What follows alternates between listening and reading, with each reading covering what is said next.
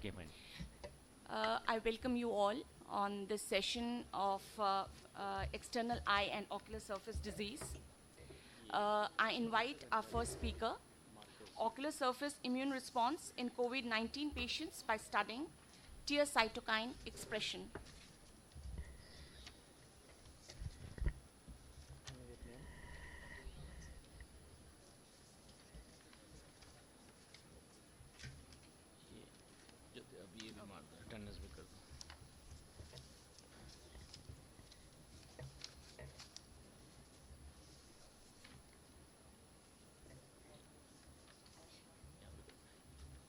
Ready?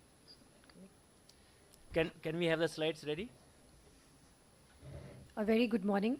My topic is ocular surface immune response in COVID-19 patients by studying tear cytokine expression. We know intense hypercytokinemia has been demonstrated in serum of critically ill COVID-19 patients. Ocular surface is a potential route of infection because of the presence of SARS-CoV-2 virus in the conjunctival swabs.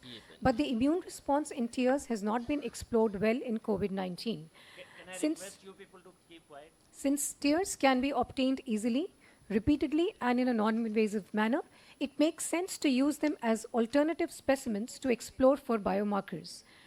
And with our own experience of quantifying the viral load in COVID-19 patients, we hypothesized that the inflammatory mediators in COVID-19 could also be detectable in tears, and hence conducted this study to study the local immune response to SARS-CoV-2 virus by evaluating the cytokine expression profile in tears of COVID-19 patients and to assess their correlation between tears and serum. We enrolled hospitalized COVID-19 patients, 30 each with mild, moderate, and severe COVID-19, and 30 normal. Tear samples were collected from both the eyes, stored at -80, subjected to cytokine assay using flow cytometer, followed by data analysis. We divided the results into 5 subsections, coming to the first COVID-19 versus healthy controls. Coming to the age, the normal controls were much younger as compared to the COVID-19 patients. However, gender did not show any comparison, and the conjunctival swab positivity was not statistically significant.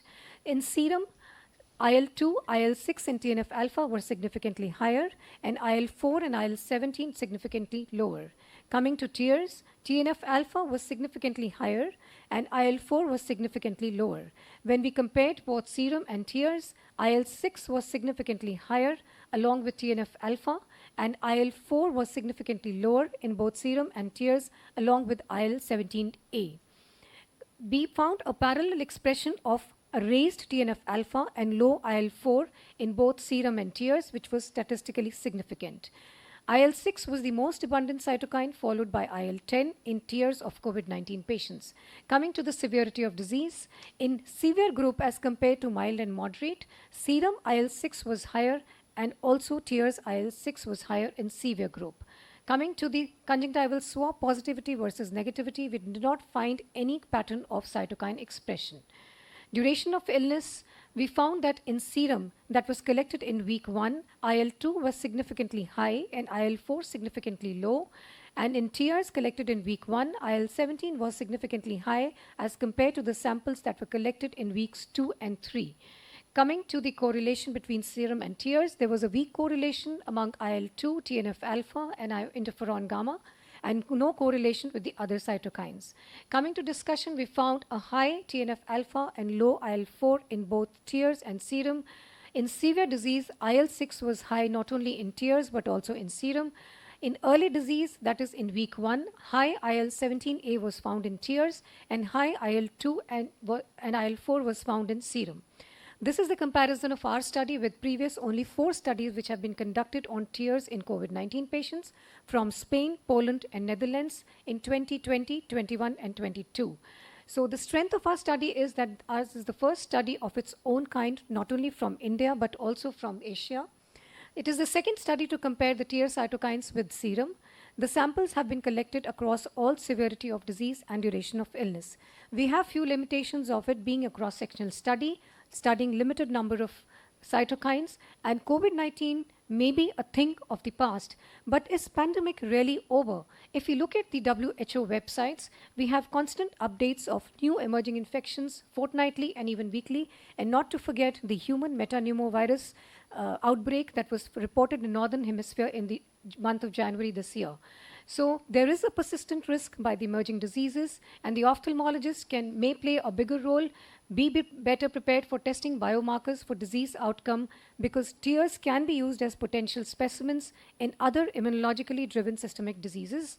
And we found that tears reflected an altered immune response of the ocular surface in COVID-19, which also changed with severity and duration of the disease. Thank you very much. I would like to acknowledge the residents of our department who were posted in COVID wards and helped in collection of these samples and funding by the institute. Thank you very much. Thank you very much, Reena. Any questions any of the judges have? I think we are good. All right. Let's start to go on to the second one. Yeah, sure. Go ahead. All right, thank you. Thank you. I call upon our next author, the next speaker, Dr. Surabhi. She is going to speak on 20% autologous PRP versus conventional treatment for dry eye disease, tear film and impression cytology study.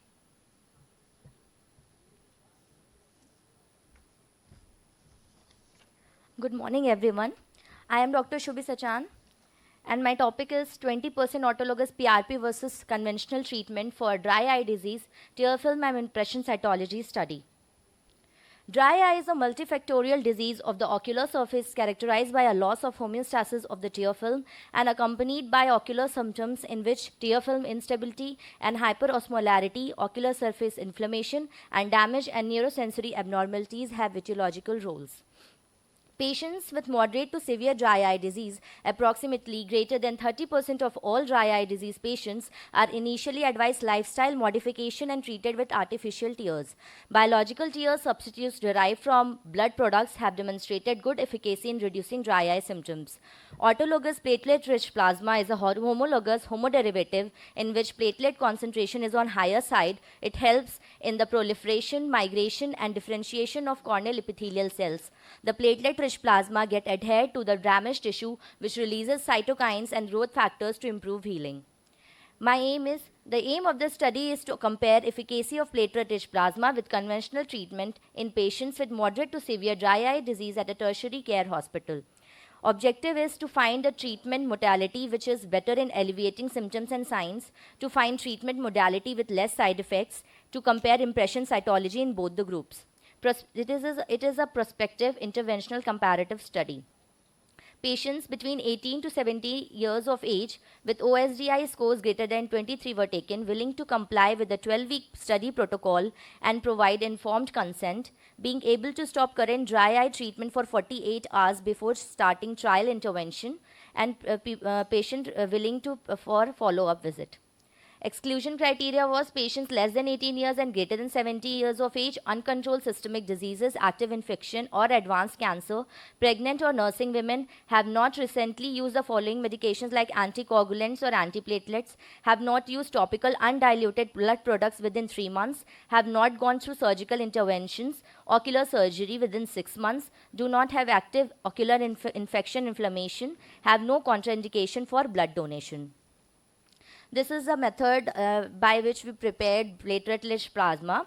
We took the blue vacutainer, 3.2% sodium citrate as anticoagulant, and then the sample collection was done. We did the sample collection weekly. 10 ml of blood was taken, and then centrifugation of the blood was done in our department only. And first we did the soft spin of around 1700 rotation per minute, and then the second spin, harder spin at 2700 rotation per minute. Then the plasma was obtained and it was mixed with 4 parts of BSS and to make it 20% autologous platelet-rich plasma, and it is stored in amber colored bottles, and patient was advised to keep in a refrigerator. Observation and results. In this chart, we can see that the outcome measures were measured on the base of on the factors OSDI scores, BCVA, tear meniscus height, tear breakup time, Schirmer's stain, corneal fluorescence staining, and impression cytology, where we can see there was this, all the values were statistically significant except BCVA. These are the pre and post treatment corneal fluorescence staining. In first pictures we see in the autologous PRP group, and in the second pictures we can see in the control group. These are the pictures. On the first picture, we can see the PAP is staining. We can see there was loss of cohesion and anucleated cells with severe keratinization. And after giving platelet-rich plasma, there was a reduction in the loss of cohesion was reduced, and nucleus to cytoplasmic ratio was also controlled and was reached to grade 1 in PRP. And in control group, where there was not very significant changes. Discussion. Blood derivatives such as autologous serum and ARPRP are better modalities for the treatment of dry eye. It has added advantages over artificial tears as being preservative free and present a greater similarity to the natural healthy tear film. A total of 40 patients with moderate to severe dry eye disease were enrolled in the study. 20 patients were assigned to the case and control groups at random. The average age of case group was 51 plus minus 14 years, whereas control was 50 plus minus 17 years. At the end of 3 months, OSDI score was lesser in APRP group as compared to control group. Post-treatment corneal fluorescein staining, TBUT and Schirmer score was also lesser. Conclusion. Autologous platelet-rich plasma treatment given for 12 weeks provides greater improvement in signs and symptoms, and being preservative-free, it is devoid of any serious adverse effects, and impression cytology reveals better ocular surface in dry eye patients. Thank you.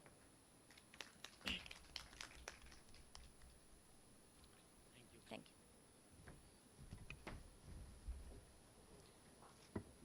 Our next speaker is going to speak on topical low-dose heparin in Stevens-Johnson syndrome and its molecular correlations. Dr. Renu Venugopal. Load करवाएगी ना नहीं तो माला आपके पास अभी है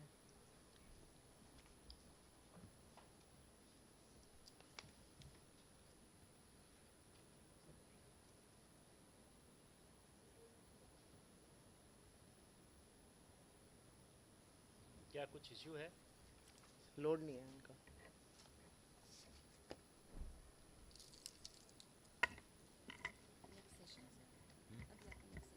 मेरे को 10:30 10:40 तक जाना है, बट तब तक रहूँगा मैं आप लोगों से.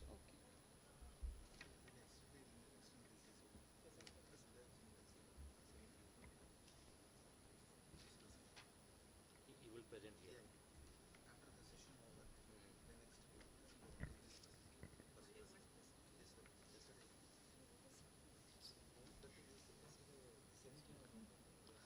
Good morning, everyone. Ma'am, should I start? Yeah, yes. The topic of my presentation is topical low-dose heparin in Stevens-Johnson syndrome and its molecular correlations. This work has been recently published in Ocular Surface, so I'll be presenting the results. Stevens-Johnson syndrome ocular sequelae is a rare yet potentially life-threatening adverse reaction caused by characterized by mucocutaneous involvement and severe ocular complication. Detailed ophthalmic consultation is warranted in all stages of SDS, including the inflammatory acute stage as well as the cicatricial chronic SDS. Previous study had reported increased inflammatory markers like MMP9 in cases, correlating with poor surgical markers in these cases. A literature also reports the presence of an abnormal cytokine storm present in the ocular surface of these patients. Neutrophil extracellular traps, that's the key focus of the study. Activated neutrophils release extracellular chromatin webs composed of DNA, histones, and granular proteins, together known as NETs. These NETs have been reported to be present in the ocular surface and in tears of various ocular disorders like Sjogren syndrome, chronic OGVHT, and OCP. Due to the increased tear hyperosmolarity seen in these cases, this leads to the activation of neutrophils undergoing a process of degranulation called netosis and release their extracellular chromatin material. In Stevens-Johnson syndrome, systemically, drug-specific T cells have released in the acute onset systemically are capable of releasing cytokines and interferons which can activate eosinophils, basophils, and neutrophils. Low-dose heparin is the highest negatively charged glycosaminoglycan with proven histone binding capabilities. We have chosen this molecule for the very this reason. It has high negative charge and it can easily bind to NETs, which is a very positively charged entity. Previous studies by Jain et al. At US have reported that sub-anticoagulant doses of heparin used topically can dismantle NET in cases of ocular GVHD eyes. Low-dose heparin also shows no ocular toxicity, hence it's a safe option. We hypothesized that LDH adjuvant therapy might be effective in reducing NET complex associated ocular exacerbation in subchronic and chronic SDS cases. This is a parallel group prospective randomized controlled trial molecular pilot study. All clinically diagnosed cases of SJS 10 were included in the study as per the inclusion and exclusion criteria. Subchronic cases were categorized as time to onset, time to presentation as 2 to 6 months post onset, and chronic cases at more than 6 months from onset. The workflow of this study is as follows. We screened 84 patients in our OPD, out of which 12 were screen failures, and these cases were categorized as subchronic and chronic cases, which were again randomized into 2 groups based on blinding method, and we gave 100 UIML of LDH plus conservative treatment, and the other group received alone the conservative treatment alone. This was done for 30 days, and we did not observe any loss to follow-up during this period, and analysis was done accordingly. Clinical investigations done were BCVA, Schirmer's test, TBUT, fluorescent grading, Lissamin staring score, ocular surface severity scoring as per the picture given, clinical slit lamp photography, and OSDI indexes. Molecular methodology includes tear sample were collected for NET ELISA experiment, as well as conjunctival imprint based RNA extraction based RT profiler array was done in all cases for TLR9, MYD88, interleukin 8, C3A, and TNFSF14. These are all NET associated genes. Results, both the groups had comparative mean age, and the causative ages were primarily antipyretics. Mean time to presentations was less than 6 months in the subchronic, and it was 49 to 51 months in the chronic stage. When the baseline parameters were compared, the subchronic group had significantly more of Lissamin staining score, while the chronic group had significantly more of loss of POV score, corneal neovascularization, corneal keratinization, opacification, and punctal involvement. This is a representative image of pre and post treatment in the heparin as well as conservative group in the subchronic stages, images showing regular fluorescein and Lissamin staining. When the pre and post clinical and ocular surface parameters were compared in the subchronic category of both LDH and conventional treatment group, we found significantly more improvement in Schirmer's test, TBUT, loss of vascularization, conjunctival epithelial SPK, corneal keratinization scores in the subchronic group. Also in mucocutaneous junction, punctal, conjunctival hyperemia, and overall severity score. While in the subchronic stage, in the conventional group, we saw worsening of loss of POV score as well as total severity score. When the improvement in both the groups were compared, we found significantly better improvement markers in subchronic LDH treated group than the conventional group. This is a representative image of chronic group SJS pre and pro treatment in both LDH and conventional group. Upon comparison, we found significant more improvement in the LDH treated group for Schirmer's, corneal characterization score, and conjunctival hyperemia, as well as only worsening was seen in the chronic group. Improvement wise, all these respective markers showed improvement in the subchronic LDH group. Improvement in the LDH group in both the categories shows that better improvement was seen for these markers in the subchronic category than the chronic group. Comparing pediatric versus non-pediatric cases, we found that more than adult cases showed more improvement in the... Renu, your time is up, so please conclude. Okay. We found that NETs were present on the ocular surface and the respective gene markers were significantly downrated post LDH treatment, and LDH adjuvant therapy showed significant improvement in stabilizing ocular surface cellular stability in subchronic cases more than chronic cases. Thank you. Thank you. And you said this is a previously published paper. Just now published. So. Okay, okay, thank you. Thank you, sir. You can call the next. Yeah, we can. तालियां तो बजा ही सकते हैं ना? Our next speaker, Dr. Sagarika Chaudhary, will speak on vascularity of pterygium, an important factor for progression and recurrence. Is Sagarika here? No, she doesn't seem to be here. Dr. Prabhakar Singh. Dr. Nikhil Balakrishnan. Next. Dr. Nikhil Balakrishnan will speak on lead cure and I'm here. A very good morning to all. all right. So the title of my presentation is Outcomes of Amniotic Membrane Transplantation in Acute Stevens-Johnson Syndrome Toxic Epidermal Necrolysis Disease Spectrum. We all know that Stevens-Johnson syndrome is a systemic disease, and it involves not only the skin, it involves skin and at least 2 mucosal surfaces, and ocular surface is not an exception.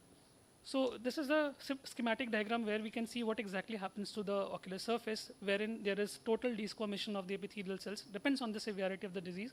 There can be total desquamation of the ocular surface. And so the purpose of this study was to evaluate the outcomes of amniotic membrane transplantation in the acute phase of Stevens-Johnson syndrome and toxic epidermal necrolysis. So it was basically a retrospective chart review, and the duration of study was from January 2021 to December 2023. And patients with Stevens-Johnson syndrome and 10 disease spectrum with ocular involvement were included in the study. A total of 13 patients were included in the study, and all the patients were evaluated thoroughly at bedside, and they were started on topical steroids, prophylactic antibiotics, and intense lubrication. All patients received single dose of IV methylprednisolone, and subsequently they were kept on systemic cyclosporin. Out of these 13 patients, only 10 cases were qualifying for the amniotic membrane grafting, of which 3 patients denied amniotic membrane grafting. However, 7 consented for it. The one who denied were managed conservatively, and rest underwent amniotic membrane with symblepharon ring. The symblepharon ring was made out of an infant feeding tube, and all these cases were further followed up for a period of 1 year, and the outcome parameters observed were direct assessment of tear secretion, tear breakup time, Schirmer's, lid margin keratinization, and keratopathy. This was the kit that was used for all cases. Here is a small video on how we went ahead with doing amniotic membrane grafting in patients with Stevens-Johnson syndrome. First, this ocular surface was thoroughly washed. The necrosed conjunctival membranes were peeled off. The symblefra were released. The fornices were swept. Speculum was inserted to facilitate amniotic membrane graft spread.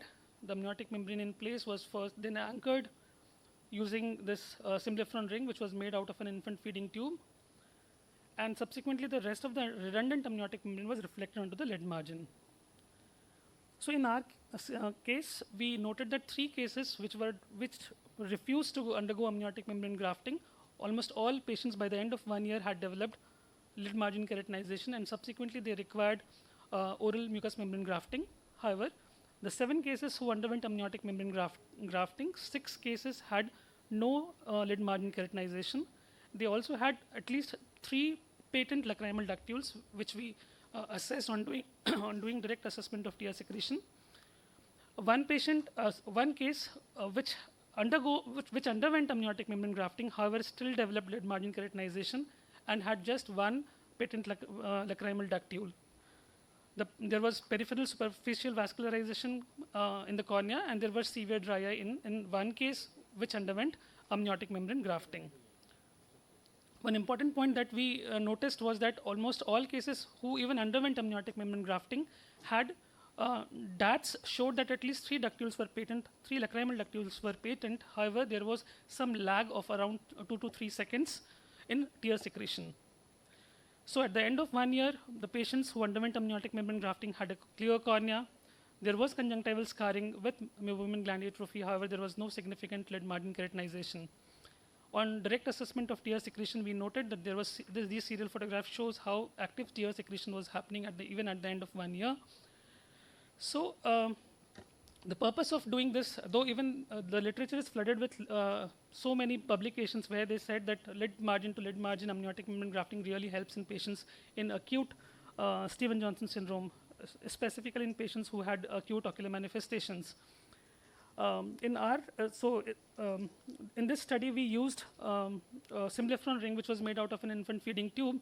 So how it worked was that the ring was very pliable. We measured the palpebral aperture of the patient, horizontal palpebral aperture, and we used the formula 2 pi r, and we calculated, and based on that, we designed our, or we created the symblepharon ring. So this ensured that when it's placed into the conjunctival cul-de-sac, it takes the form of or it molds itself along the fornices and allows the close apposition of amniotic membrane even to the supratemporal fornices where the amniotic membrane, where the lacrimal ductules open.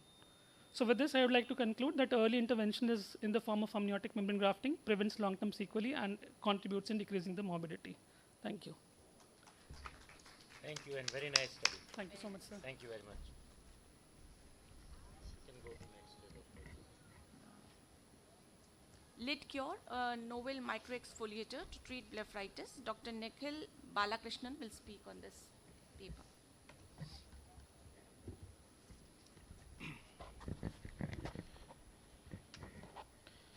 Good morning, everyone, respected judges on the dais and the audience.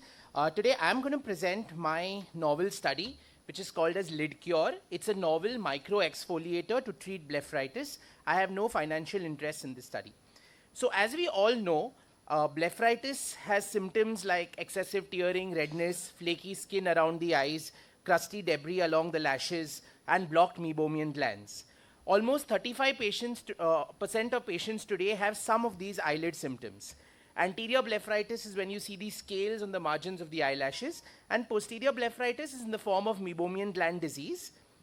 Now, as we know, meibomian gland dysfunction can be treated with warm compresses, with lubricant and anti-inflammatory drops, oral supplements, IRPL therapies, or even LipiFlow therapy.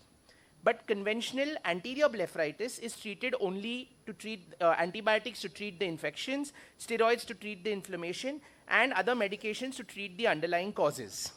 So our aim is to find if there is a new kind of microexfoliator that helps to exfoliate the eyelid margins and helps in a way to treat blepharitis. Now, it's a prospective interventional study. There were 50 eyes who underwent the lid cure along with conventional treatment and 50 only conventional treatment. These were the inclusion criteria and exclusion criteria in my study. Now, we did for all the patients a tear breakup time, a Schirmer score, an OSDI score, a tear film analysis in which we checked the mean OSI. We did a meibography, a lid margin abnormalities to check for telangiectasia, and I've graded it out here. And also, we also checked for the crusting on the crusting of the eyelashes. Now, all tests were carried out prior to and 4 weeks after the procedure. Now, what was done during the procedure? We used numbing drops. We cleaned the eyelash with a cotton pad, and then we attached a Q-tip to the device that we have innovated. And then we used the procedure. So basically, you use the device and you clean the eyelid. Where the eyelashes, the roots of the eyelashes are, for 5 to 7 minutes. And following that, we again used lid wipes, and an antibiotic drop was instilled. Now, this was done twice. 2 sittings were done on 1 month apart. And what were the results like? So we saw that with this, there was a significant change in the TBUT scores before and after. Whereas in a conventional treatment, there was no significant change. The Schirmer score showed a significant change both in conventional treatment and using the novel lid cure device. The mean OSI score showed a drastic decrease using the lid cure device, but the conventional did not show any significant changes.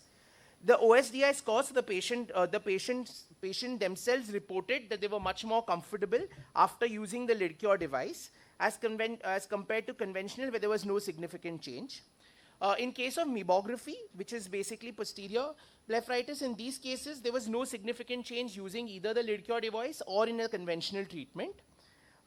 Here we see that the telangiectasia also had severely reduced using our device, but there was no significant change in the conventional treatment.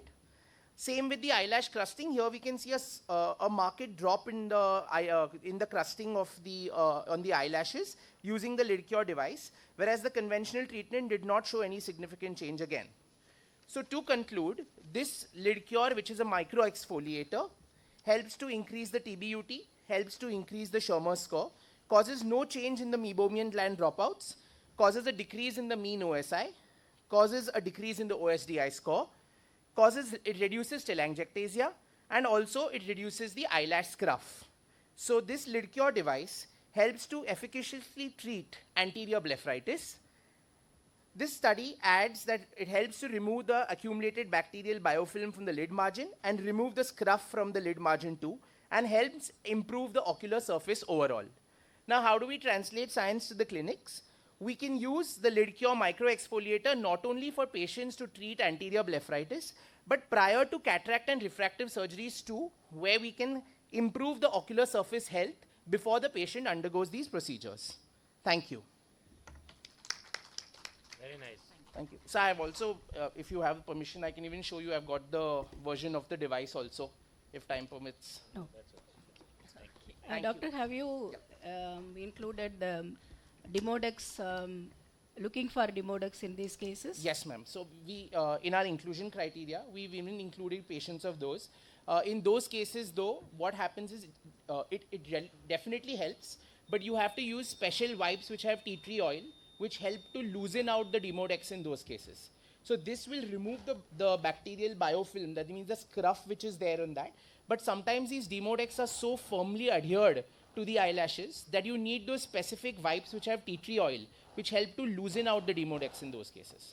But this definitely helps in those cases also once you've used the wipes to reduce the Demodex in the... Thank you. Thank you. You're welcome.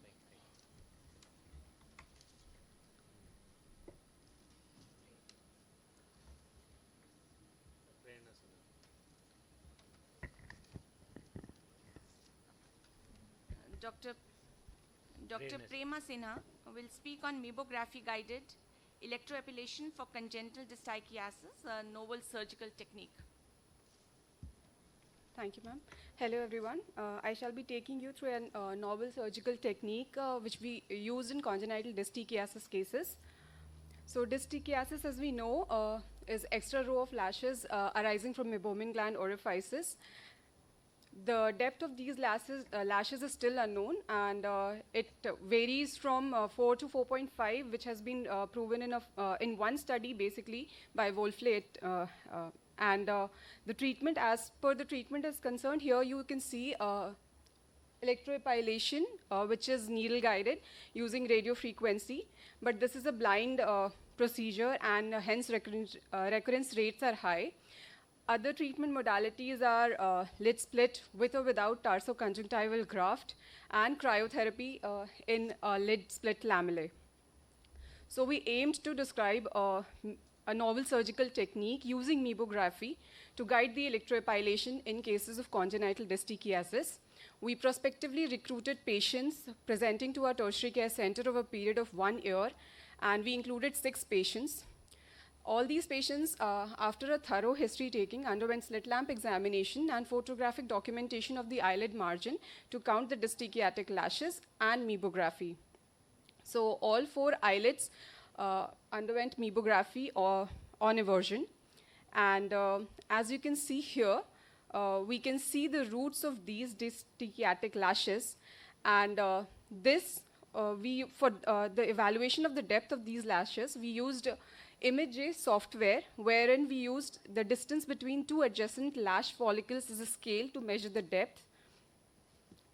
And then routine electroepilation was carried out using a 29-gauge needle. But here we used a needle which was pre-marked at 2.5, 3, 3.5, 4, and 4.5 mm. The surgery was performed under an operating microscope. And a radio frequency current of 4 milliamperes was used in spurts. So our cohort of patients had an equal gender distribution, and 50% of them had a prior history of electroepilation. 2 patients did not opt for the intervention because they already had history of electroepilation. So out of the 123 dystichiatic lashes in the upper eyelid and 107 in the lower eyelid, the meibography revealed the roots of lashes, these lashes in 87 in the upper lid and 94 in the lower eyelid.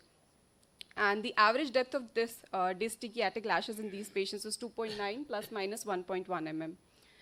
The anatomical success in our patients was 75%. That is 12 out of 16 eyelids had anatomical success with absence of regrowth of dystichiatic lashes, and 87.5% eyes had surgical success with minimal eyelid edema and lid margin pigmentation. There was no eyelid margin irregularity, trichiasis or entropion at the last follow-up visit. This is the left panel shows clinical image of the dystichiatic lashes in one of our patients. The middle panel shows the mebography images showing the roots of these dystichiatic lashes, and the right panel shows the outcome, where we can see only margin pigmentation, lid margin pigmentation is there, and the dystichiatic lashes remaining in the temporal quadrant. So though various studies have been described in literature, they are mostly surgical interventions, and they all have their sets of limitations. So we thought of going ahead and using this non-invasive tool to aid the commonly performed electrocautery for dystichiatic lashes to basically make it more robust and with a definite outcome. The limitation of our study was a short follow-up and inability to capture the dystichiatic lashes at the extreme ends of the eyelids. This study highlights the understanding of dystichiatic eyelash depth and direction, application of mebography, a non-invasive tool in guiding electroepilation, and having a quicker recovery time. I would like to conclude by saying that a longer follow-up with a larger sample size using mebography-guided electroepilation with a comparative arm could pave a way to better understanding of these lashes. Thank you. Very nice, Prerna. Very nice. Thank you very much.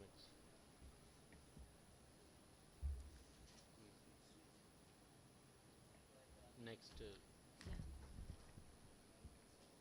So next speaker is Dr. Obaidur Rahman.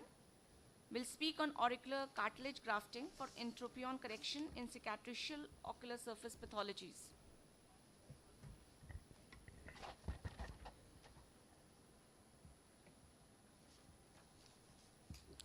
Good morning, everyone. I'll be presenting the clinical profile and surgical technique with outcomes of auricular cartilage grafting for severe cicatricial entropion in ocular surface disorders.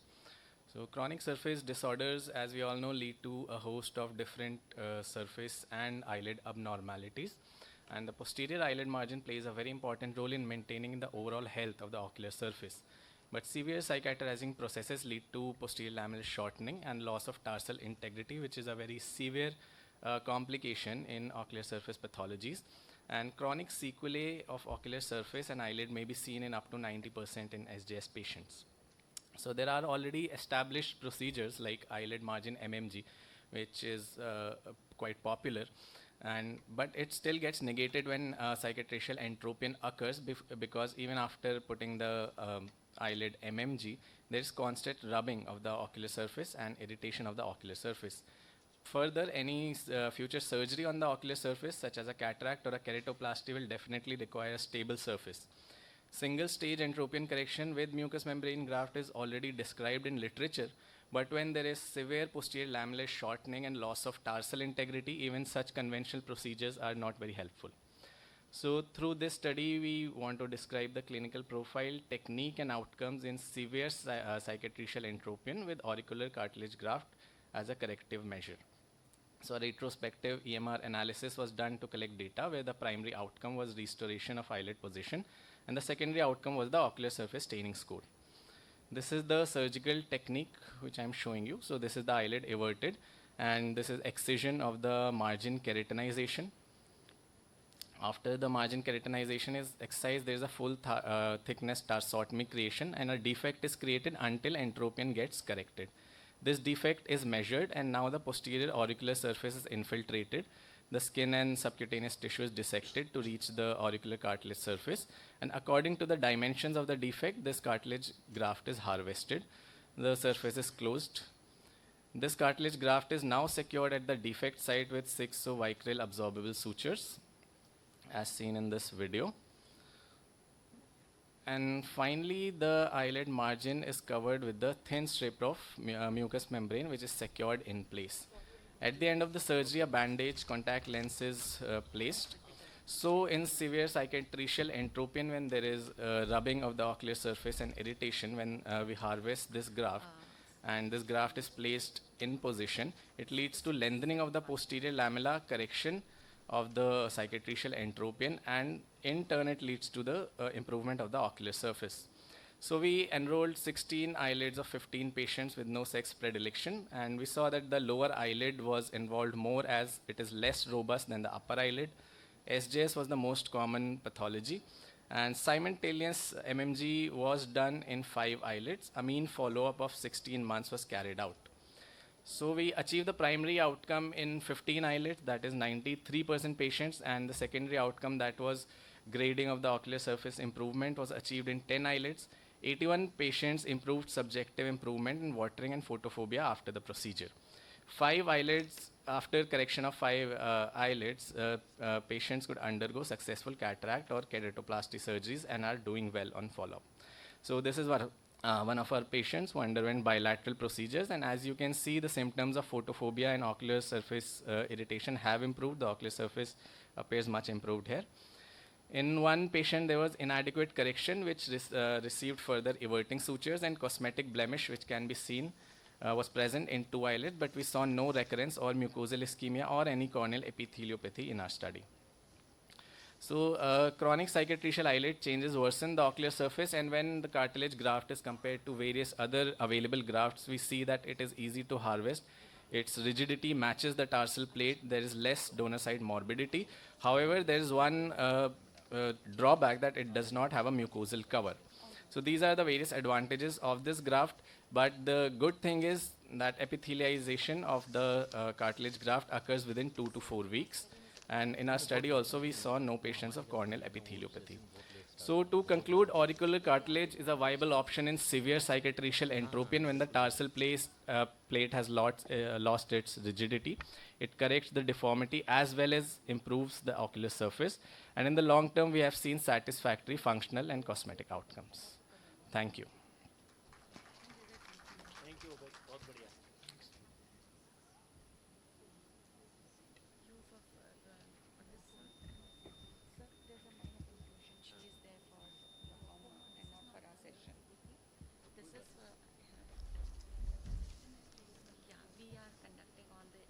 I think ये late हो गया ये. Actually, already late चल रहा है Session घंटा, 2 चल रहा है. 40-45 minutes. Yeah, okay.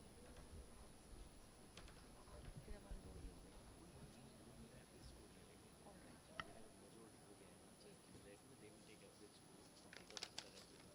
All right. All right. All right.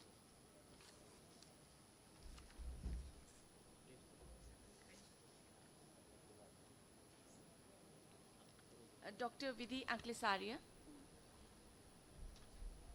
She will be speaking on presentation and surgical outcomes of epibulbar dermolipomas, a 5-year data.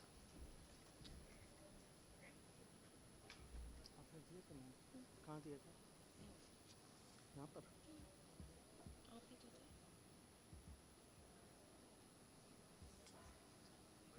मैंने करा था.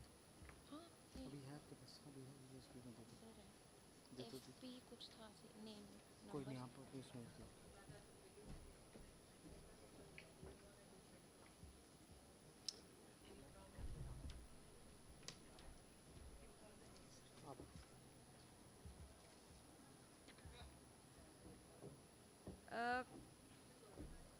Dr. Vidhi is not here. You here? All right.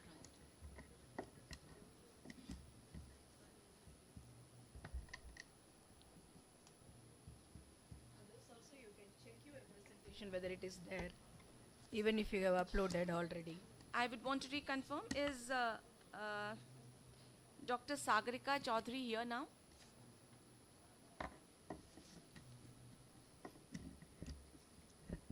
Dr. Abha Shah. Dr. Abha Shah, please be seated.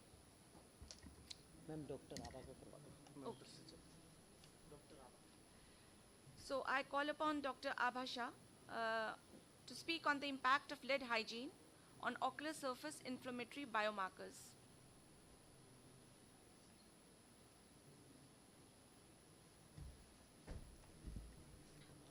Very good morning. Today we'll be speaking about the impact of lid hygiene on ocular surface biomarkers.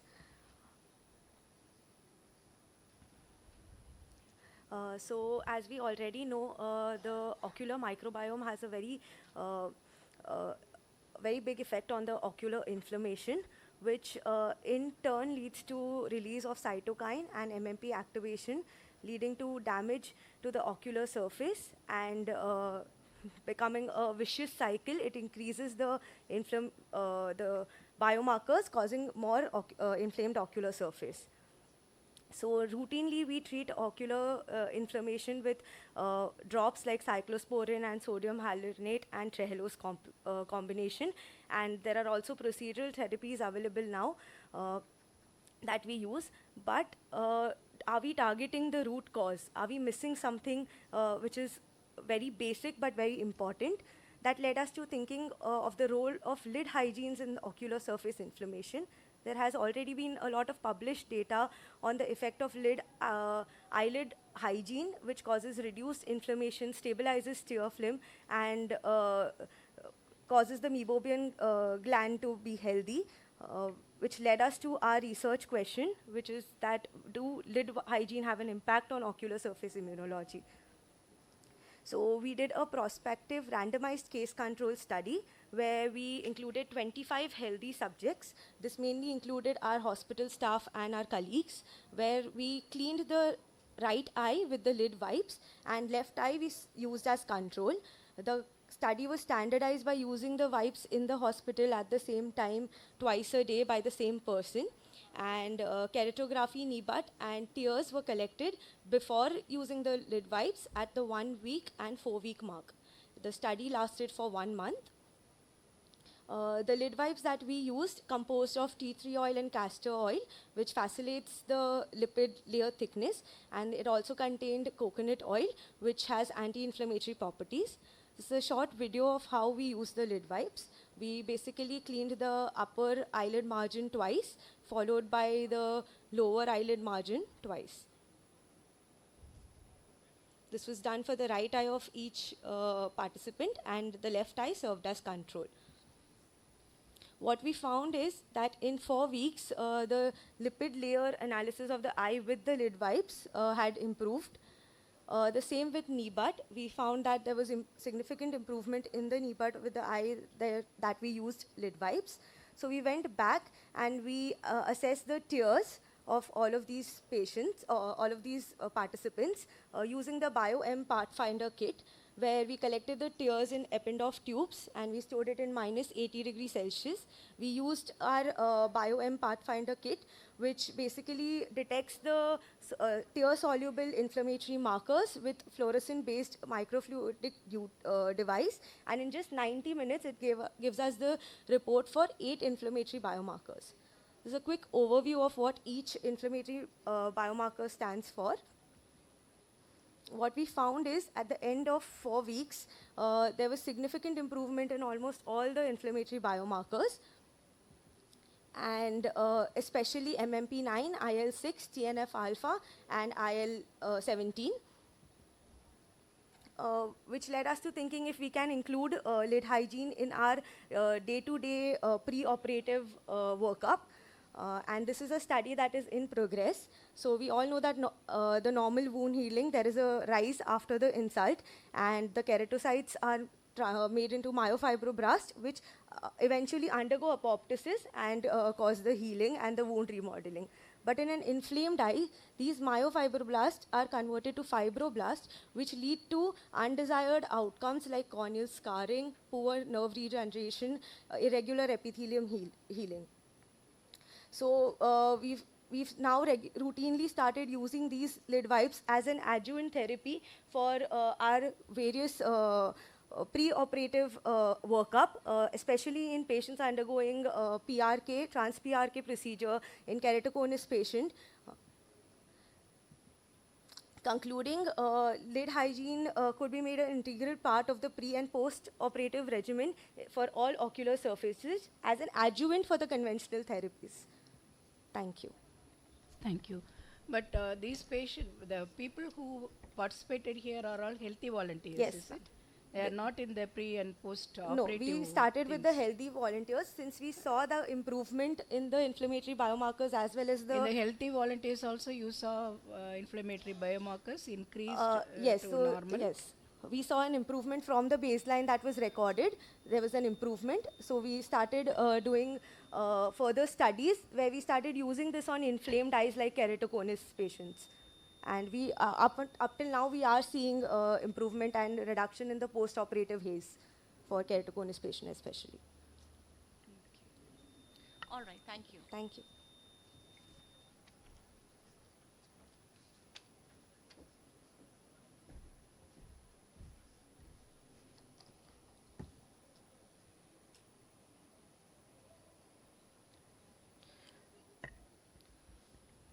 Good morning, everyone. I'm Vidya Anklesarya. I'll be presenting my paper titled Presentation and Surgical Outcomes of Epibulbar Dermolipomas, a 5-year data. So, epibulbar chorostomas usually present in the temporal aspect of the ocular surface, and when they involve the cornea, they're usually inferotemporal in location. They grow during the first and second decade of life. They often present with keratinized epithelium with dermal appendages. And the indications for treatment are high astigmatism, encroachment on visual axis, ocular surface symptoms, and cosmetic concern. The purpose was to evaluate the growth management outcomes of epibulbar dermolipomas over a 5-year follow-up period. It's a retrospective review involving patients with epibulbar dermolipomas followed up for more than or equal to 5 years. These are the evaluated parameters at every visit. 61 eyes of 53 patients were included. The male to female ratio was 29 to 32. 8 patients had bilateral involvement. A syndromic association was seen in 27 patients. The most common syndrome was golden hour syndrome. This is a depiction of a patient with scalp syndrome. The ratio of operated to unoperated or observed eyes were 32 to 29 eyes with a mean follow-up of 6.7 plus minus 0.9 years. On excision on histopathology, 75% of the patients were dermolipomas, the rest were dermoids or complex chorostomas. So patients who had corneal involvement underwent simple excision with lamellar keratoplasty and required an additional slit in case more than 6 clock hours of the limbus was involved. 8% patients required repeat surgery. 10% required eyelid reconstruction, and patients who had only conjunctival involvement underwent simple excision with conjunctival autograft or AMG. So this is a depiction of a patient who underwent the excision with an AMG pre and post-op. Operated eyes were 32. The mean size was 8.3 by 7.4. There was an improvement in the mean BCVA with a p-value of 0.05, reduction in the refractive errors in 81.25% of the patients with a p-value of 0.03, with 90.6% patients having a good cosmetic outcome. This is a patient who underwent excision with lamellar keratoplasty, and the post-op image is seen as underneath. There was also a reduction in the spherical equivalent in eyes with high astigmatism, which was considered more than -4 in this study, with a p-value of 0.03. This is a patient with golden hour syndrome having bilateral dermolipomas, which were excised, following which the patient had significant improvement in the spherical equivalent, and the patient also had high astigmatism. In unoperated or observed eyes, there were 29 in number. The mean size was 7.1 by 7.5.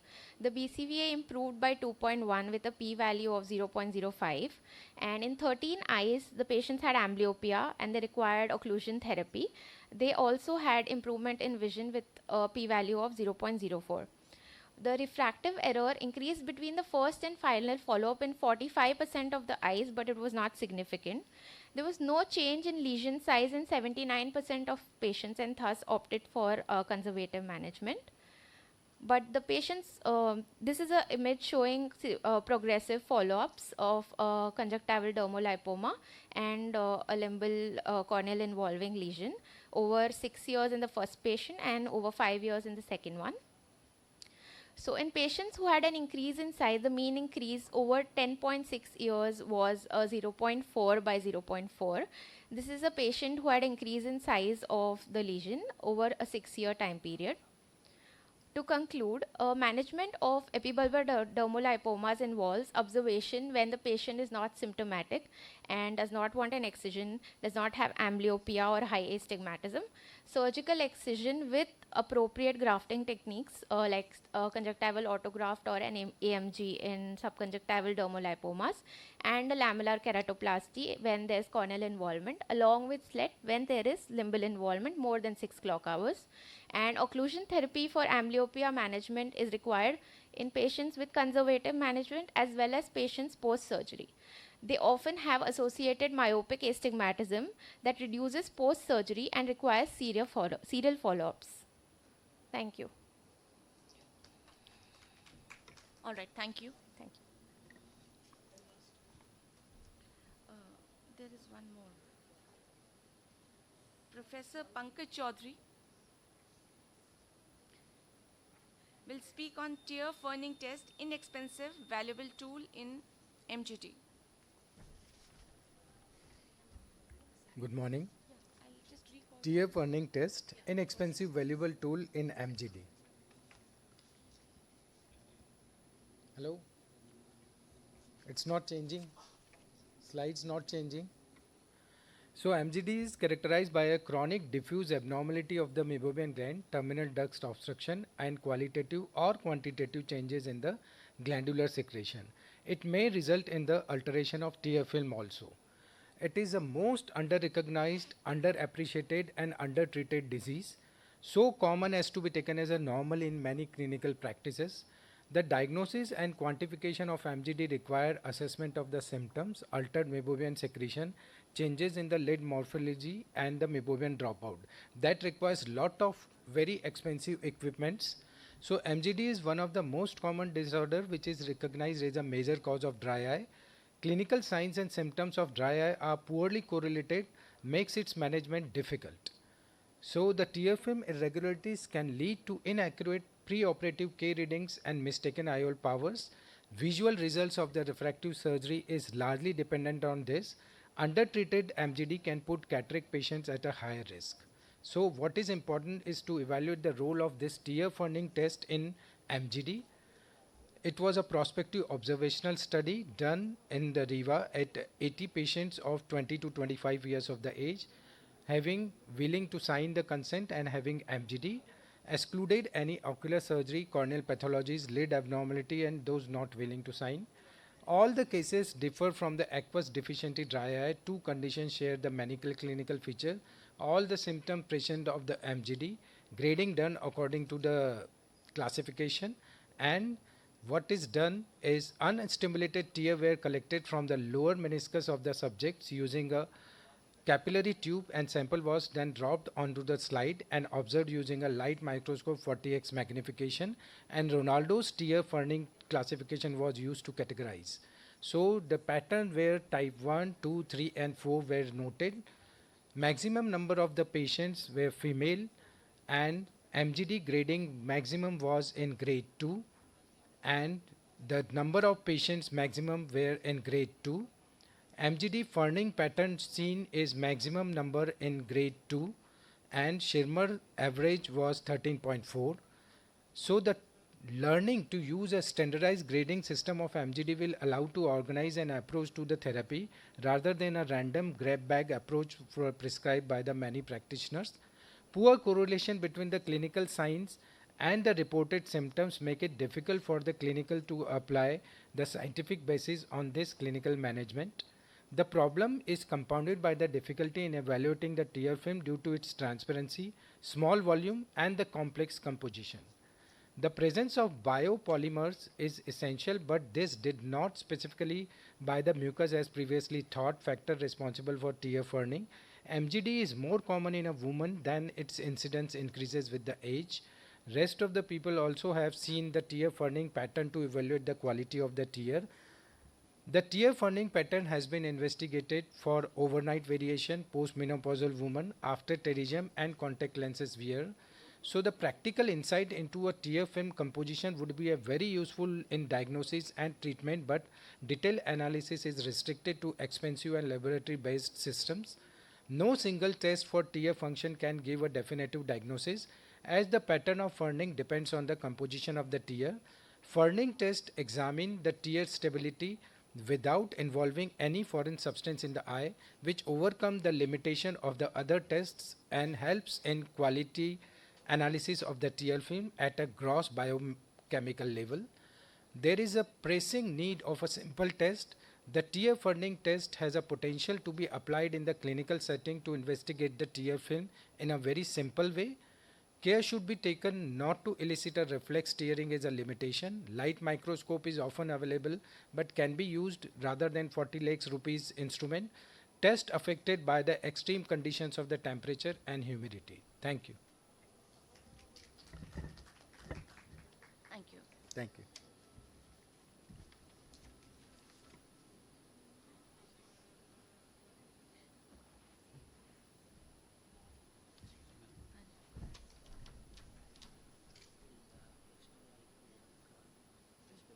Hanji, yeah, yeah, I'm going to call upon you. Yeah, yeah, you're right. Yeah, we've informed them.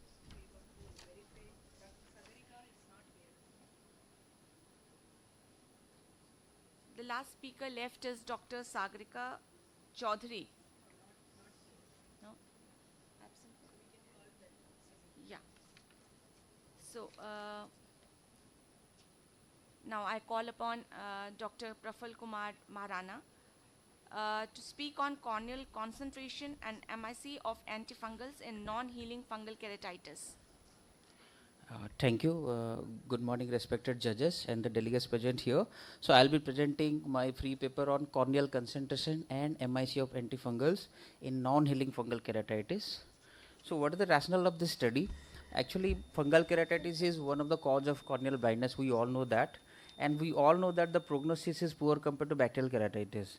So what are the factors? One important factor is poor penetration of available antifungal drugs. And we just wanted to know what are the literature available, because classically we have been taught drug doesn't penetrate that well. So you will be surprised, we just got one article published in 2016. That was also an experimental model. Again, if you go through the result of MUT1 trial, classically voriconazole is supposed to be better penetration than natamycin, but in MUT1 natamycin was better than voriconazole. So based on all these things, we planned a study where we wanted to measure the corneal concentration of drugs, because earlier study they had measured only aqueous and vitreous humor concentration, and then to validate that we wanted to compare that with the MIC 90 of the microorganism isolated. So we did this study at RP Center, AIMS New Delhi, along with our Department of Pharmacology and Microbiology, after obtaining institutional review board approval from AIMS Delhi. Now it was a prospective observational non-randomized study. The study included all cases of fungal keratitis. Those were not responding to medical therapy of natamycin plus voriconazole for 14 days, and those who were undergoing therapeutic penetrating keratoplasty. We excluded all patients who presented with perforated ulcer or impending perforation, any systemic disease that could have affected the drug penetration, and cases where the scleral or limbal involvement was there. So this is the basic flow chart. So during therapeutic keratoplasty, the host button was divided into two halves. One half was sent to pharmacology for analysis of the drug concentration. The second half was sent to microbiology for drug sensitivity or MIC90 estimation. Now LCMS is a known method, so I'm not going into the detail of the procedure. And E-test, this is what we use to know the MIC level of different organisms that we isolated here. The statistical analysis for continuous data, we use T-test. For non-contiguous, it's a non-parametric method like Mann-Whitney, and Spearman correlation analysis was done to know if any of these factors are impacting our drug penetration. So these are the baseline characteristics. Mean age was 48 years. Most of the patients were male patients. Most of the ulcer were centrally located, and most of the ulcer were moderate to severe grade. Ulcer area, mean ulcer area was 24 mm square, and infiltrate area was 35 mm square. These are the two important parameters also we evaluated. What was the duration of voriconazole and natamycin administered before the study? So the mean duration was 21 for voriconazole and 20 for natamycin, and frequency was 9 for voriconazole and 3 for natamycin. So most common organism isolated was Aspergillus flavus, which was in 42% of the cases, followed by Fusarium, Cladosporium, and other fungal species. So the intracorneal concentration that we measured was for voriconazole, it was 8.02 microgram per gram. For natamycin, it was 80 with standard deviation of 10 microgram per gram. So these were the various factors that we correlated, like age, gender, duration of treatment, frequency of treatment, time interval from last dose, ulcer area, and infiltrate area, ulcer location, and this is the result. So, but we found that frequency of treatment and grade of ulcer, they may have some impact, but rest of the factors, they were not affecting the concentration directly. This is the complete chart. If I summarize the chart, the results were like in 9.5 or almost 10% of the cases, the concentration of voriconazole achieved in the cornea was crossing MIC 90. While for natamycin, only in 33% of cases, it was crossing MIC 90. So this probably suggests why natamycin is better than voriconazole. And surprisingly, in 50% of natamycin patients, where the MIC 90 was crossing the upper limit, and that was there for voriconazole. The explanation for this could be either the organisms were not sensitive enough to the drugs that were prescribing. So 50% and 23% was that proportionate. So to conclude, LCMS can be used to measure the intracorneal concentration, and as you can see here, the drug may be crossing the MIC 90, but the organism may not be sensitive enough. So if you are dealing with a case of non-healing keratitis, go ahead with antifungal susceptibility. And lastly, the limitation of this study, you know, LCMS is not a standardized method yet, and in 10% of our cases, the data was outlier. MIC 90 better would be microbot dilution technique. We use E-strip, however, that was because of the logistical issues. Thank you so much. I'll conclude here. All right, thank you so much. In cases where we cannot isolate the organism, because that's quite a number, in fungal keratitis, even in good labs, it's not always we can isolate the organism. We can see only in scraping, we can see the fungal filaments. So ma'am, in our study, we included 43 patients. 31 cases were culture proven and 12 were only smear proven. So included those patients also for analysis of the drug concentration. But MIC we can't. MIC we measured only on those 31 patients. Okay. We couldn't do in those 12 patients. Okay. Thank you, ma'am.